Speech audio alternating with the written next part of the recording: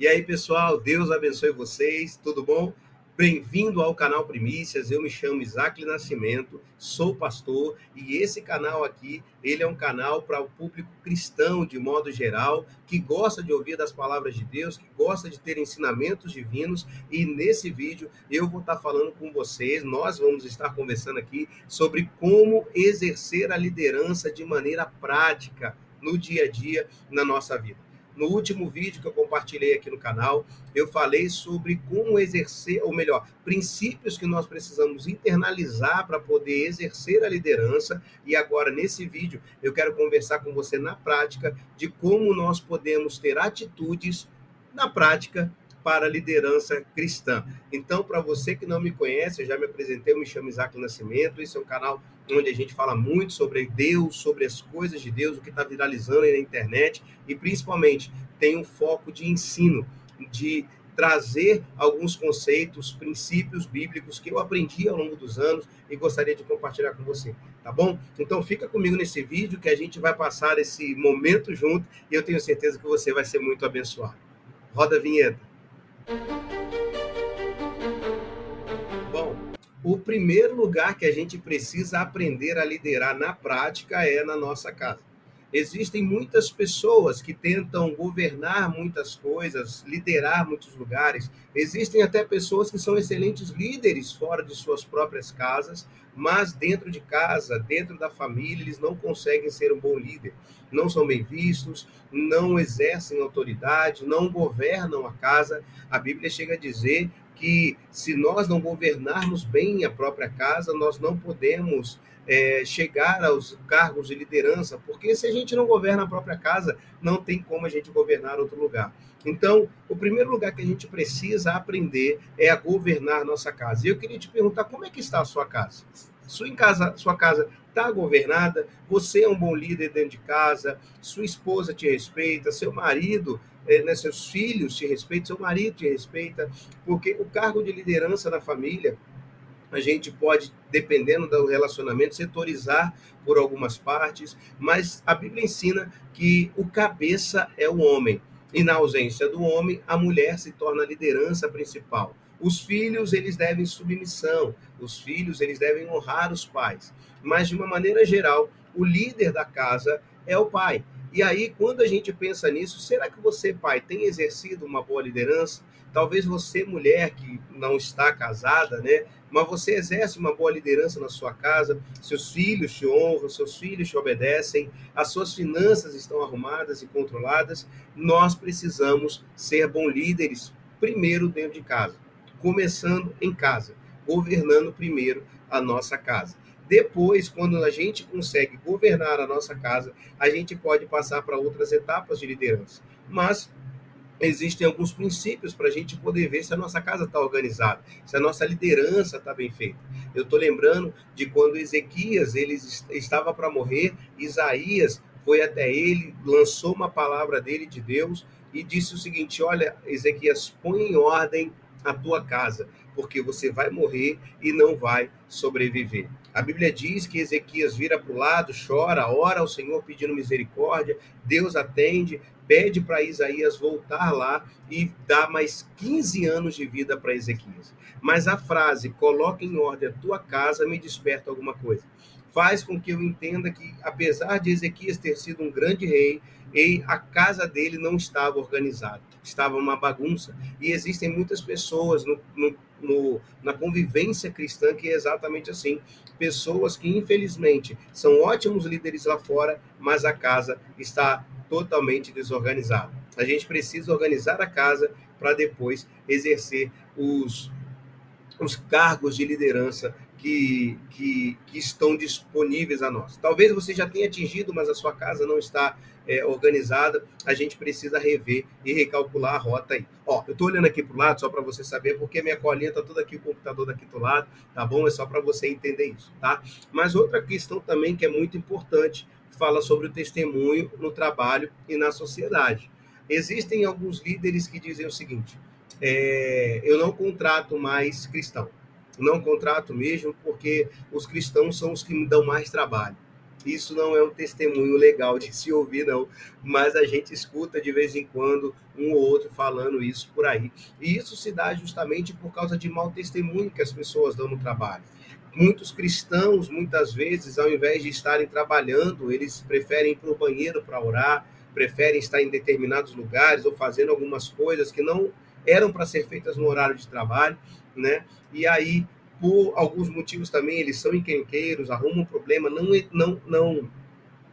entendem sobre a autoridade, não se colocam debaixo de liderança, são respondões e aí acaba trazendo um mau testemunho.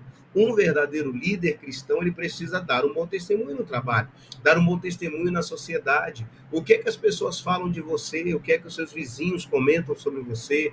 O que é que as pessoas ao seu redor falam de você? A gente precisa entender que nós estamos sendo referência, nós estamos sendo vistos, e é bem verdade. Olha o que eu vou dizer aqui para você. Com certeza você já ouviu essa expressão aqui, ó, ser crente igual fulano? De jeito nenhum. Eu não ser crente igual aquele lá, você tá doido, não posso ser.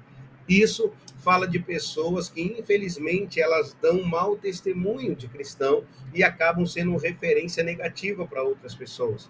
Eu já conheci muitas pessoas que dizem que não voltam para a igreja por causa de testemunho de pessoas e acabam continuando fora da igreja. É bem verdade que isso eu penso ser apenas uma desculpa, um pretexto, ou em alguns casos a pessoa realmente foi magoada, mas Jesus não tem nada a ver com isso, a pessoa que agiu de maneira equivocada. Mas, de uma maneira geral, nós como líderes, na prática cristã, nós precisamos dar bom testemunho no trabalho, dar bom testemunho na sociedade, dar bom testemunho no trânsito, dar bons testemunhos. É o que a gente precisa, tá? Um outro princípio importantíssimo também que um líder precisa entender é que nós fomos chamados para servir antes de mandar. Dizem que o chefe ele apenas manda, enquanto que o líder ele pega junto no trabalho. Liderar é muito mais do que mandar. Nós, como exemplo para os nossos liderados, o maior princípio que a gente pode exercer na prática é o do serviço. A Bíblia diz que Jesus ele não veio apenas para liderar, ele veio para servir. Ele serviu as pessoas enquanto estavam aqui, ele serviu os discípulos. Uma das maiores lições de humildade que eu enxergo na Bíblia está em João 13, quando Jesus ele se ajoelha, lava os pés dos discípulos. Para você que não sabe, a título de curiosidade, o, naquela época não haviam ruas asfaltadas como nós temos hoje no dia a dia, as ruas eram muito empoeiradas, eles faziam longas viagens a pé, e as pessoas de classe média alta da época, eles tinham escravos. E esses escravos, quando chegava algum convidado na casa, esses escravos vinham com um balde d'água, com uma toalha, para lavar os pés dos visitantes, das pessoas que estavam chegando, justamente porque os seus pés estavam sujos, empoeirados. Então, o escravo é quem limpava os pés das pessoas que chegavam. Quando Jesus ele se coloca de joelhos para limpar os pés dos discípulos, ele está dizendo: olha, eu vim aqui para servir vocês. Eu estou aqui para servir. Tanto é que Pedro ele se levanta e diz: não, Senhor, de maneira nenhuma. O Senhor não vai me lavar os pés. E aí Jesus diz: olha, se eu não lavar os seus pés, você não tem parte comigo. E aí Pedro fala assim: então, Senhor, não só os pés, mas todo o corpo. Jesus, então, em João 13, ele diz: vocês já estão limpos pela palavra que eu vos tenho pregado. Para mim, é a maior lição de humildade e de serviço.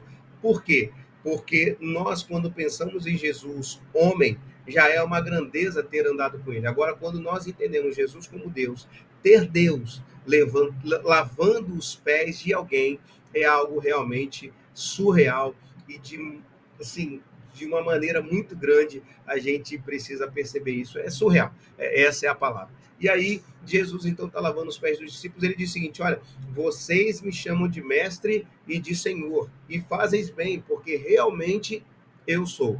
Mas se eu, sendo mestre e senhor, lavei os pés de vocês, vocês devem fazer o mesmo uns com os outros. Jesus, ele serviu de exemplo e em exemplo ele serviu.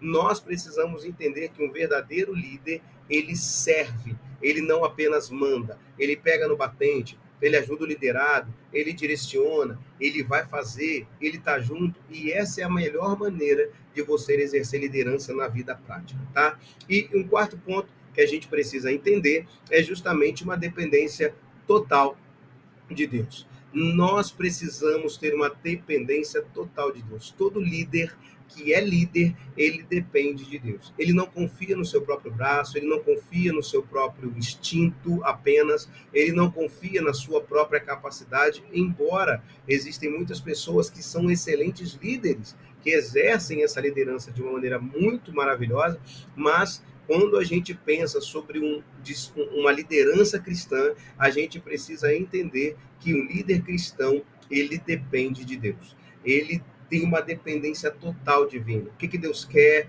como quer que faça, para onde quer que faça, de que maneira, isso tudo faz a diferença. Então, quando a gente faz um arcabouço de liderança na prática, a gente precisa entender que ela começa em casa, que ela precisa ser testemunhada na sociedade, no trabalho, aonde a gente estiver. Nós precisamos que um bom líder, ele precisa servir antes de mandar, e ele tem uma total dependência de Deus, tá? Olha, esses são os pontos que eu enxergo aqui de suma importância para que um líder possa exercer a sua liderança de maneira cristã. E eu queria te pedir um favorzão agora, olha só.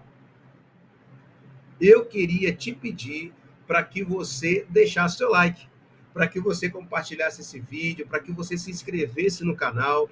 Esse canal é um canal novo, eu estou buscando crescer, um canal focado em ensinos bíblicos, ensinos cristãos, falando sobre as coisas de Deus, e eu queria muito te pedir para que você se inscrevesse no canal, tá bom? Então aí as minhas redes sociais, na descrição do vídeo eu também tenho alguns materiais para venda, tem cursos do Poder Discipulado, o Segredo das 7 Igrejas, tem alguns outros e-books de uma maneira muito acessível, apenas para poder estar ajudando aí na divulgação do canal, tá bom? No mais, um grande abraço, obrigado por você ter ficado aqui, Deus abençoe você, em nome de Jesus. Um grande abraço e fica na paz.